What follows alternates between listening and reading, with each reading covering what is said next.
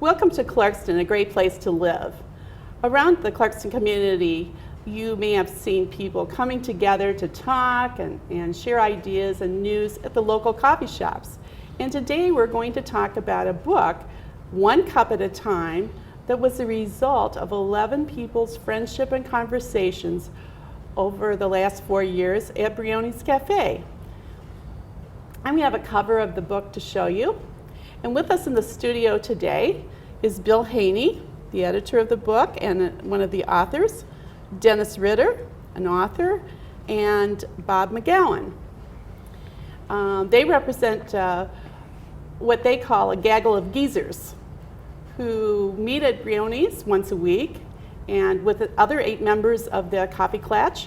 And they are also, there's 11 authors to this book. And welcome Bill, Bob, and Dennis. Nice to be here. And we want to kind of introduce the other 11 or other 8 authors that are not with us today, which is Dale Bond and Jerry McNally, Carol Cotter-Bodner, Wally Nijuski, Jim Reed, Chris Redding, who unfortunately and sadly has passed away, Buck Kopitz, and Mel Vara. All of the authors are Clarkston residents, with the exception of Bill, who lives in our the next community over in Ortonville. And many of these authors are familiar names. You'll know if you were a student at Clarkston Schools, you might have had Mel Vara as a principal. Jerry McNally is a retired judge, and you didn't want to know him if you were in his court. You may purchase organic vegetables from Wally Nijuski, or stay at the bed and breakfast that's hosted by the Kopitz. Jim Reed, if you walk in the woods at some of the Land Conservancy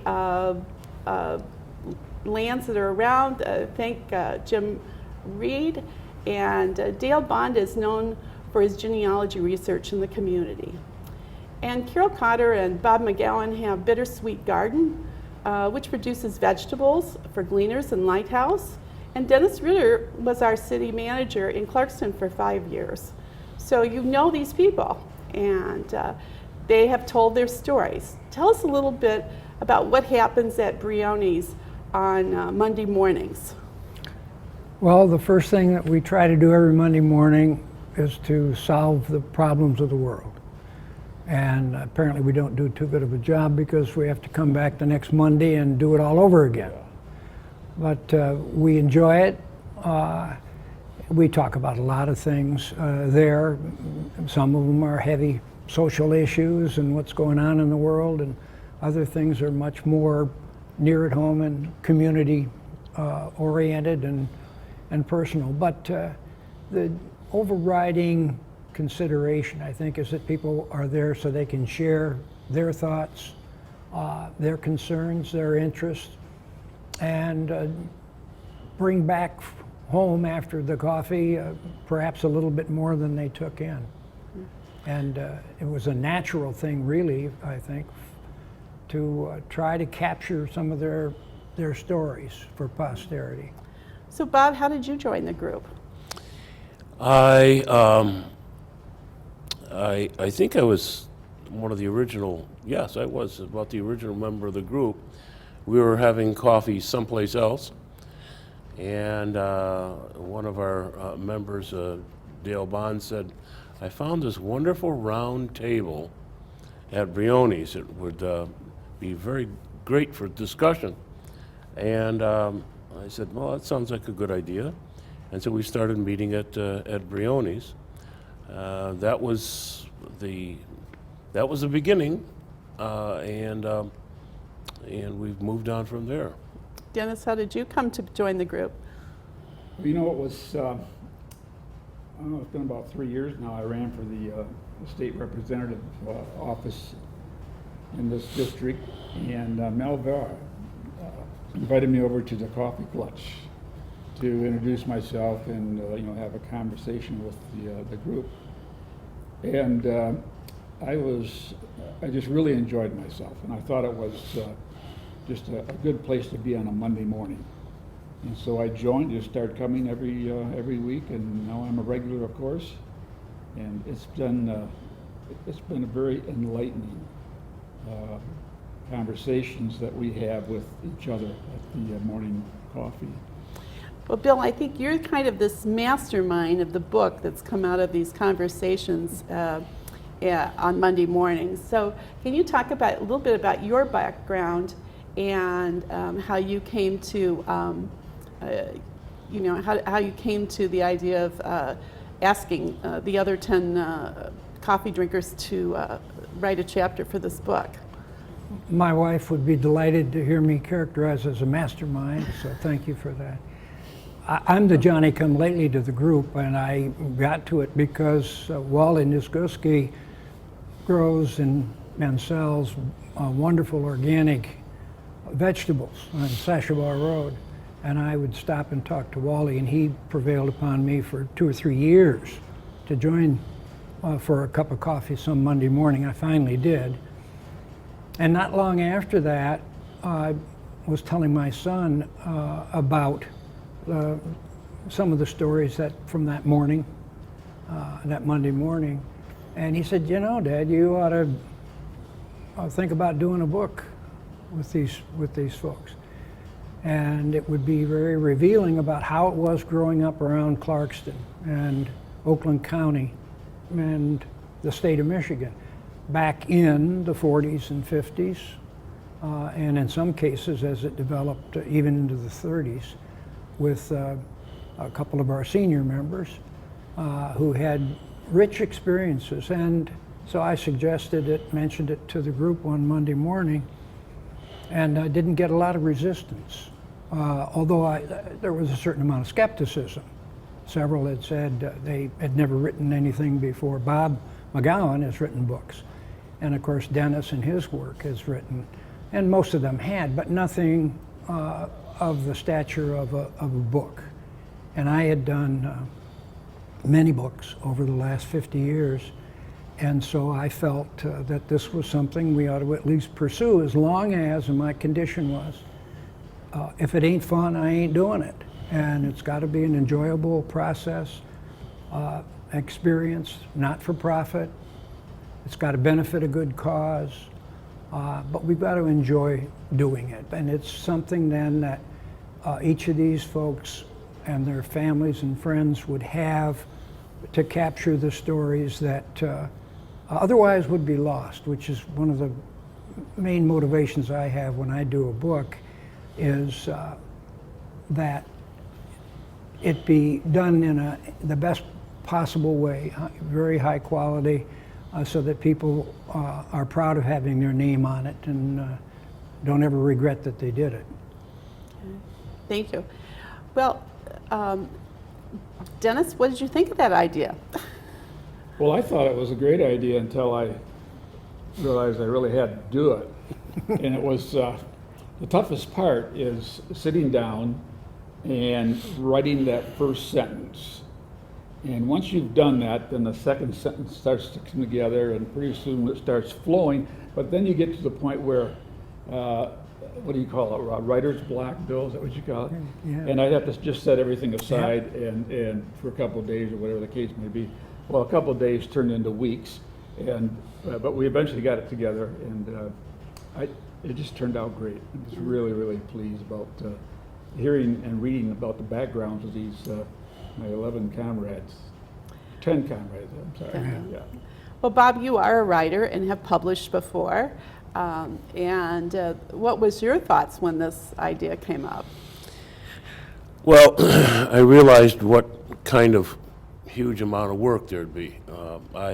None of my books have been of this magnitude. And working with one other person is a challenge. Working with 10 other people is mind-boggling. I think of it as herding cats, only in this case, herding old cats. So I was very impressed with Bill's taking it on, and I have to say, because Bill was kind of a newcomer, doesn't feel like a newcomer anymore, and certainly isn't. But I was a little skeptical. I didn't know Bill's background as I do now, and I hadn't seen him in action. But it was enlightening. It it was a good lesson for me in publishing. Well, when and I read enjoyed your, it. oh, I'm sorry. When I read your chapter, I saw that you wrote sort of a vignette, and then you went to another vignette. Yeah, and- well, because I'm a writer, I had some little bits and pieces of things. So in large part, it was like knitting these together, sewing them together. And maybe it's cheating a little bit, but these were also things that I always wanted to get down and kind of present as a whole. Well, as a reader of the book, I will tell you, I'm very happy to be able to hear all the stories, and they were great oral stories. Thank you. So you had that plain piece of paper, and you got that first sentence down, and then we went further.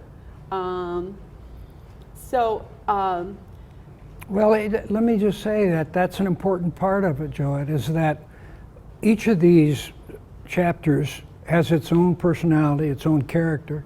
And my goal was to have people who knew Bob and Dennis and Dale and Wally and the others to read the words and say, yeah, that's how he talks. That's why. And I did this years before with Ernie Harwell, which was a trick because Ernie had the most distinctive voice in the state of Michigan. And I didn't want to do a book that people would read and say, this sounds like it was, written by somebody other than Ernie. And that book was called Tuned to Baseball. And I did that one in 1984. And I was pleased when people would react to it that way because it was Ernie's story and they were Ernie's words. And I was the wordsmith working with him. And I did the same with my colleagues here. I wanted each of them, and Dennis's story is told in a much different way, much different language than Bob's, and then Wally's and Jerry McNally's. They each have their own voice, and my challenge was to just try to help them unlock that voice. And to do that, we went through many drafts of each story, back and forth. It was not like it was written and then polished up a little bit and then went to press. Many of these we went through 8, 10, and maybe a dozen drafts before we really got it the way that we wanted it. But let me just say something on Bill's behalf. He really was the one that ramrodded the entire thing. And Herded the cats? Yeah, when we wrote our drafts, we would send them over to the editor here. And I think this project ended up being more work than Bill could have ever imagined. Because he had 10 others that he was trying to corral. And he just did a stunning job. I was impressed, never being involved in anything like this before. I was really impressed with Bill's help and his effort and his skill and knowledge. Yeah. Al actually was a piece of cake. It was Yeah, great. Don't be modest, Bill. It was great So- seeing Bill's grace under fire. Yeah. That is, in the publishing business, you have certain dates that you have to meet. That you get the files to the designer, and then you have to get the files to the printer, and so on. And people kept saying, "Well, Bill, there's some things I want to add." Well, you can imagine multiplying that times 10, and seeing. Well, Bill used to have a full head of hair. That was last year. It was. You got hair like this, you take care of it. Well, Bob makes a good point that the goal was, and I've done 400 books now, and since 1966, and rarely can do a book that you think is perfect, but you can come close. And that was our goal here, was to have this book be absolutely the best quality that we could produce in every respect, in the writing, the editing, the design, the quality of the material that we used, everything. But then as you get closer to the end point, and the end point in this case was October 19th, when we had commitments to do our book launch, which we did here in Clarkston. And we had a very nice facility at Deer Lake Athletic Club. Was perfect, and we needed it because we had a couple of hundred people. Yes, big crowd. It was very good, and I've done a lot of book launches. I think Ernie Harwell's probably the only ones where we had bigger crowds. So, but that gave us an endpoint that was inviolable. We had to be there and had to have the book done well in advance. And I don't like the last week or two wondering if the book's going to be done. So the book actually physically was manufactured 3 weeks done before that, so we didn't have to worry about that. And we backed off from that date in order to be there when the bell rang, and it did. So when we read One Cup at a Time, what we're going to see is 11 chapters for 11 individuals. And I was fascinated by yours, Dennis, because it was written about the Vietnam War, and thank you very much for your service in the Vietnam War. Can you tell us a little bit, a little teasers or two, if you, that what's in your chapter? Well, I'd be happy to. I don't know if there are any teasers because there was nothing to tease about that place. I joined the Army. I enlisted for 4 years to beat the 2-year draft. Go figure. And I spent my first tour of duty, so to speak, was in Ethiopia. And we sat up on a plateau about a mile above sea level. And we intercepted communications from different countries that'll remain nameless. And from there, I went to Vietnam. Actually, I volunteered to go to Vietnam. And it was just an absolutely awakening, if you will. And you suddenly, doesn't take long to come to grips with what is important in life and what is superfluous. And I found that out very quickly, and you mature very, very rapidly. It was,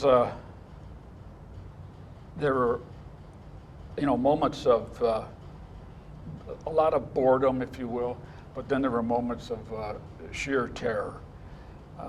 And it would bounce back and forth from time to time. One of the things that comes to mind is my time in Ethiopia. We had a new sergeant major, command sergeant major, that was assigned to Asmara, and his name was Sergeant Major Shields. And he was by the book. And most of my friends and I weren't necessarily following that book to the T. And when I left Ethiopia, I thought I was done with Sergeant Major Fields. And about 2 weeks before I was getting ready to leave Vietnam, which also was when I was going to be discharged, the company commander called the company together for formation, and he introduced the new command sergeant major for that area. And lo and behold, it was Sergeant Major Fields. And collectively, you could hear a groan of sorts coming from a good number of my fellow soldiers who had also been victims of him and his antics when they were in Asmara, Ethiopia.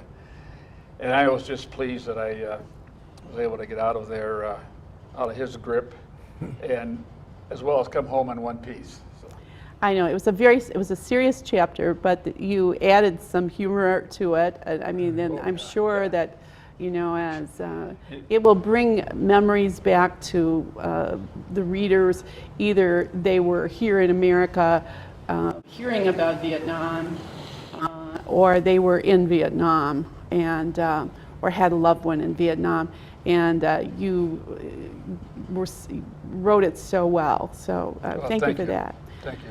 And Bob, yours was about, well, I would say your youth in Rochester and some of your teenage years. But tell us a little bit about your theater, your time in the theater in Quebec.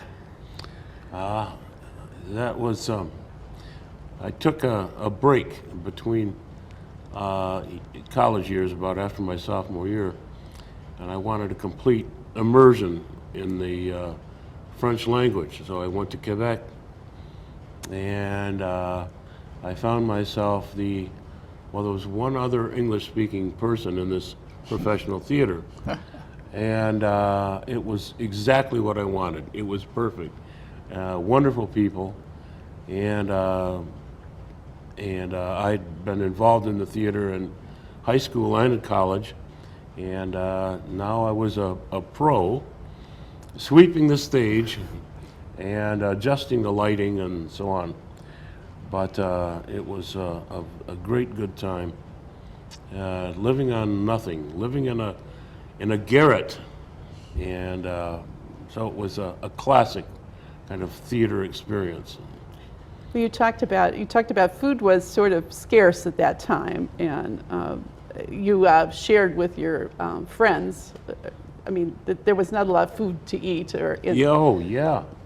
My girlfriend's boyfriend lived just down the hall. He was an English major, so he spoke some English, but we spoke French, he and I. And Your girlfriend's boyfriend? my Just kidding. Thank you, good catch. My girlfriend's girlfriend's boyfriend. Okay. And so we, neither of us had any money, so we ate a lot of shared French bread and peanut butter and head cheese, and that was it. That was and a wonderful time. Well, I think that people who read the book will understand. They've all had some time like that, maybe, where things were scarce and you made do, had a great time while you were doing it, and it was a great read also. Bill, you have the foreword here from Jennifer Granholm. Can you kind of tell us a little bit about how that happened? Yes, I had done a book 2 years or so ago, which was really the flip side of this kind of a book, which is about what we might think of as regular, ordinary people, and they are, but some of them with, as you pointed out and touched on, really some extraordinary stories and experiences. But the book 2 years ago was called What They Were Thinking, and that's a book on which I profiled a dozen, 15 perhaps, very prominent Michigan citizens, men and women. Ernie Harwell, whose books I had published and knew very well, and J.P. McCarthy and George Perot, Ed Cole, who was the chairman or the chairman, CEO, president of General Motors, but many others, and also Jennifer Granholm. And so I got to know the governor, and while I was working on this book, it seemed to me that a proper forward and positioning statement for the book would be someone who really knows what the history of Michigan is and what the people of Michigan are concerned about and interested in. And so I asked Jennifer if she would do the foreword for the book, and she said that, yeah, she would be delighted to. And so she has written a positioning statement puts this book in a context of what Michigan was going through back in those days, the 30s, 40s, the birth of the Union movement in Flint, and many other key touchstones, Michigan being the arsenal of democracy during the Second World War. And so many of the stories that Bob and Dennis and Jerry McNally and others have told touch on some of these key historic milestones and mileposts. And so the governor kindly assented to do this book and has been very supportive about it and delighted that we did it. Well, thank you very much. I think that my suggestion is, as the show host here, it's a great book to read. I mean, it's a great read. There's 11 people who live in your community. Probably everybody out there could find could write their own, but you did. And that's a great accomplishment. And thank you, Bill, for hurting them to get this done. Well, You will see some things like, you'll read some things like Jerry McNally working on a lake freighter before his law school days, just to save money. Or you'll hear about Big Beaver, the village that Bill and Carol Bodner Cotter lived in and grew up in, that's now known for Somerset Mall, but it was a village at one time. There are some great stories out there. And Bill, do you want to talk about where the proceeds of the book are going, and if anybody's interested in the book? Yes, that's a very important part of the whole project, was that we wanted to, first of all, this was one of the most non-commercial enterprises I've ever been involved in. There were no interest or need to recover our investment in the book, but rather we wanted to have it be an opportunity to raise the awareness of Reading Works, which is a program in Detroit, but spreads throughout Michigan, to help people who, adults who had not learned to read properly, to teach them literacy so that they can fill out a job application, get a job, read a book to their granddaughter, all the things that the ability to read permits. And so the proceeds for the book are donated to Reading Works, and they can be ordered, the book can, from the Reading Works people. Okay, and we have a telephone number, 313-962-6202. That's correct, yeah. That, or also they can contact me at the, it's called MB Books as the publisher, Okay. in Brandon Township. Or any of the authors will tell you about their book. They'll be happy to. And we have a picture, I believe, we're going to close with a picture of the Monday morning gaggle of geezers. I know that's the book, but there they are. And Joette, the book is the book is being considered right now for, it's been nominated for a Michigan Notable Book Award. Don't know if it'll win it, but it's nominated. Well, there. Okay. Well, we appreciate Notable Book Award, and thank you very much for tuning in to Clarkston, a great place to live. And if you have any ideas for further shows, please feel free to get in touch with me, Joette Kuntz at jkhorses@comcast.net. Thank you very much. Thank you.